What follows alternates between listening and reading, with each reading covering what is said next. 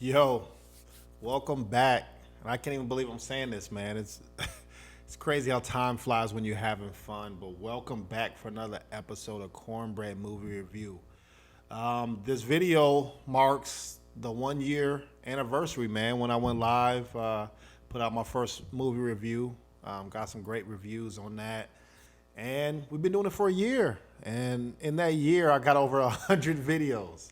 I told you I was coming every week for y'all and dropping episodes, and I did that times two, man. I put over 100 something videos out, TV shows and movie reviews.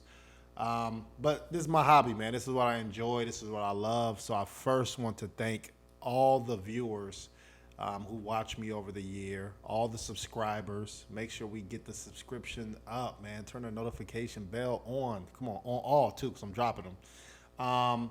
Thanks to the people who joined me, who made this great content. The people who said, hey, man, you should do this review. I think this will be good for you. Or what's your opinion on this? And the people who came on and blessed the Cornbread Movie Review. We are all family. So, this episode definitely is a shout out to you guys. I appreciate it, but make sure you like and subscribe to the channel because we're going to keep growing. We're going to do more videos to come, all right? But with saying all that, man, let's get into this review, all right? Watch the intro. We'll be back. This is Cornbread's review. Hey, this is Cornbread's review. This is Cornbread's review. Talk about the hottest movies, old and new. Cinema breakdown, grasping the truth. No acting, I leave that for the cast and the crew. They capture the cool, not theatrical rules. So you better be direct or you have to produce something to break in like last minute news and keep quiet when the real going mad and they rules. Woo. Yo, welcome back for another episode of Cornbread Movie Review. This one I was pretty excited to see, man. I was, as soon as I saw the trailer, I said, yeah, I can't wait for that to come out. But did it live up to the hype or not? So we'll get into it. If this is the first time you're watching my episodes, understand I rate every movie in then 5 different categories, okay? And each category, the best you can get is 5 out of that category. I tally them all up, spits out a Cornbread Movie Review rating. So today we are going to talk about The Northman. The Northman is out in theaters. It is rated R, and things get real. It's some good and bad in this movie, man. But things get real in here. So, my first category is acting. Okay, who is in this movie? Alexander Skarsgård. He plays. First off, he's in shape, bro. In shape. Man, what? I need to get in the gym. He's about that life, boss. I love it. He's very active. His acting is really one or two dimensional in this movie. It's all revenge and anger, but it's very controlled. He's smart.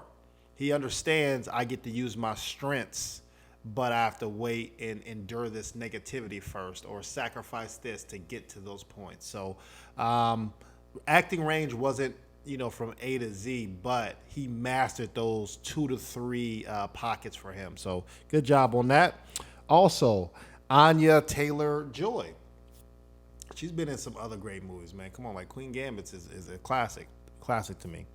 So she plays basically a slave who was also captured as well, but she's a witch.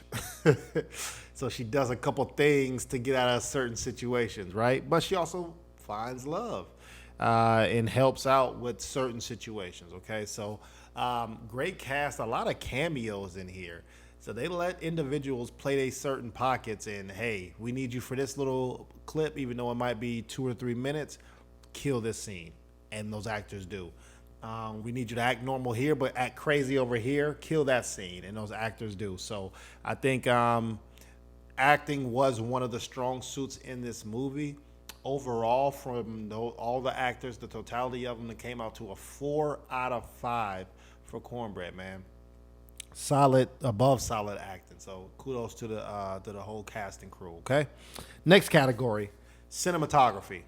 Now, for me, The budget was 70 to 90 million dollars. Hard to pinpoint exactly what it was, but for what I did my research on, 70 to 90 million dollars, which isn't a lot, especially in the cinematic world that we deal with. Those budgets 150, 200 million when you start getting into the Marvels and the like the Star Wars and different, and I guess I don't know how much Jurassic Park is, but when you start getting to the higher budget movies, especially with the A-list celebrities, the budget's gonna be a lot higher. Now, I will tell you, this movie's 2 hours and 10 minutes. Be prepared for that. I'm expecting an hour 40, hour 50 movie. I'm like, we still here? Like, man, I mean, I can tell the story wasn't complete, but just be prepared for those 2 hours and 10-minute movies, okay? You could tell they spent a lot of that budget and got the best experts for this category, in my opinion. They shot in North Atlantic. They shot in Iceland. Very outdoorsy movie. They weren't in buildings a lot. Everything was almost outside, and you get the nature of that. You get the winds, the wind. I'm sorry, not the winds, the wind. You get the snow. You get the manual labor outside. You get the fights and the wars outside. So great job in capturing all those things. It was very dark cinema too, which we'll get into one of my favorite scenes. But one knock that I had, that, man, is just very loud, the audio. With the audio, you could hear everybody clear, but when it gets to like a specific part, you hear dum, dum, dum, just drums, trumpets everywhere, and just the volume on max. They just turn that thing all the way up, and then it goes silent, and they go to the next scene. So be a little bit more creative with the sound and the audio of this movie. But their highlights were definitely visual, coming from watching this movie. Now, the fight scenes. What? Active, creative, gory.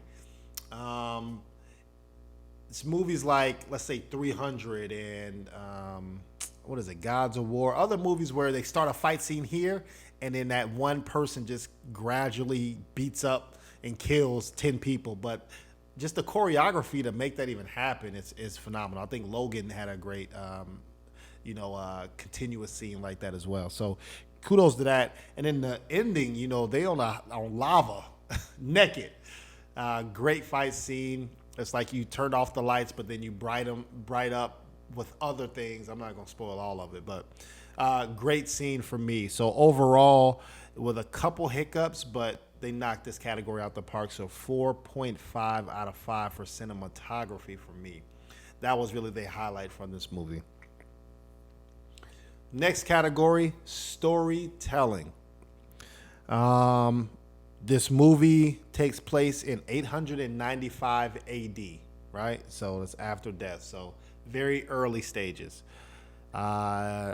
This movie, the creativity was lacking on the storytelling. This is a movie where you get, let's say, Shakespeare was a Viking and he saw Lion King. That's what you get from this movie. Just spit out this movie right here.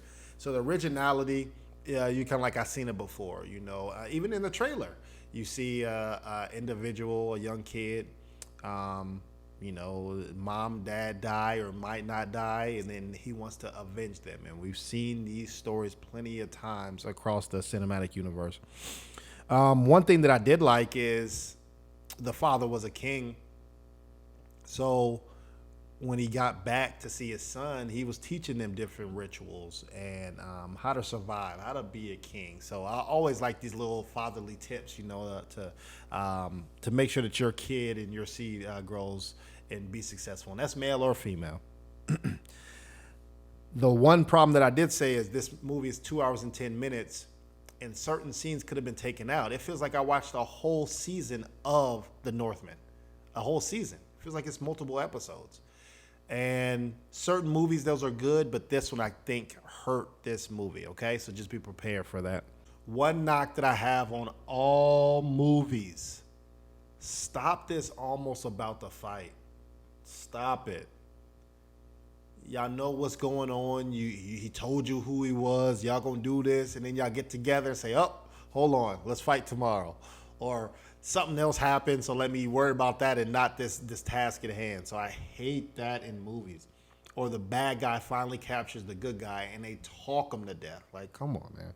We gotta do a little bit better on that. And then also, my man, like the inconsistencies where you have a kid running from an ambush right past the ambush. Like, how do they miss this guy, right? And then they looking for him. Or you have somebody swimming on a boat and nobody notices. Come on. A lot of inconsistencies. I've seen worse, but I've seen a lot better. So storytelling, a 3.5 out of 5 from Cornbread. All right. Next category, did I get what I bought? Once again, this movie's in theaters. So tickets are probably $10 to $20 depending on when you go and the location of your movie theater. This movie is pure testosterone. It might be two lulls in the action where they doing some lovey-dovey or trying to, figure out where they go next. But other than that, it's on site and on go. And I did love that because that's what that trailer brought me in to watch. I came to see violence, and you see it. You see a lot of witchcraft and magic and just that Viking feel. Vikings is a great show. So I love those period pieces of that. You get that. One thing that I took from it was one quote. Like I said, it's very Shakespeare-ish, if that's a word. Shakespearean-ish. I don't know. Y'all out there tell me if I'm saying it right. But one line that stuck with me is the king at the time was talking to his son, and they were doing manual labor, and the kid's like, "Bro, man, I'm the prince, you the king, bro. We ain't gotta be out here." And the king says, "Either you're gonna be a slave or a king, but you're gonna be prepared for either one. You gotta prepare for both." And I love that, man. Never be too big for your britches. Even if you're the king, you still can get in these and get your hands dirty. But even if you're a slave, that means you still got to act like you are a king, So I appreciate that quote. So for me, did I get what I bought? Leaving with a couple quotes from the movie. Full on gold. The trailer didn't lie to me. You knew you was going to see bloods and guts and everywhere and fighting and stabbing and heads getting chopped off. And you get all that. So for me, 3.5 out of 5 did I get what I bought. Last category. Is it a must see? This is where the problem comes. This movie is for a niche market, meaning you're going to get teenage to 40, 50-year-old men watching this movie. It's only, let's say, this movie's kind of like 300. The 300 is classic, right? But this movie's in that same umbrella. So you're going to miss out on a lot of the genres of people who don't want to see blood and guts everywhere. They might want to see a good love story. They might want to see some good storytelling. You're not going to get into that. And there's no A-list celebrities in this. So you're not even going to draw people in with that.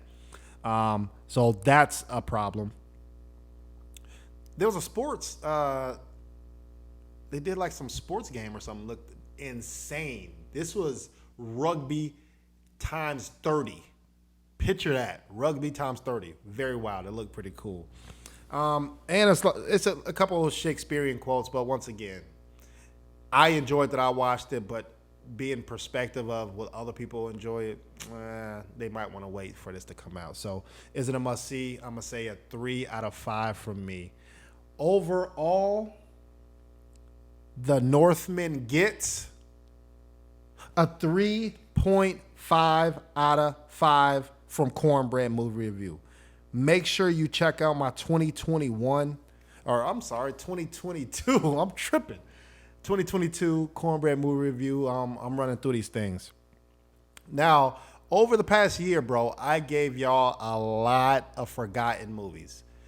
And today, I just want to go over some of those forgotten movies, man, because maybe y'all caught me halfway through the year and you're like, all right, and you just didn't double back. Or maybe this is your first episode. I don't want any of those forgotten movies to be forgotten, right? Those are movies that are timeless to me, that you can recommend to other people. That definitely double back and see them. Or if you haven't seen them, make sure you watch them. I'm not going to read off all of them, but here's a couple for y'all. Wind River, Detroit, Bridesmaid, Acrimony, Beowulf, Prometheus, Gone Girl, Skeleton Key, Inside Out, Negotiator, Warrior. You got Mile 22, Remember the Titans, Widows, Endgame, Ready Player One, Peanut Butter Falcon. Yes, that's a real movie. It's a classic. Watch it. Edge of Tomorrow, Whiplash, Rush Hour, Coach Carter, Triple Nine, Casino Royale, Real Steel, Lincoln Lawyer, Juice, Crash, Four Brothers, Slumdog Millionaire, Life of Pi. And the last one I did was White Man Can't Jump. And I got plenty more for y'all. I'm not playing. I'm going to see y'all again next week. And hopefully I'll be back again for another year. And we'll do this all over. So I love y'all. I appreciate y'all. Make sure you like and subscribe and share. And I'll see you next week. Peace.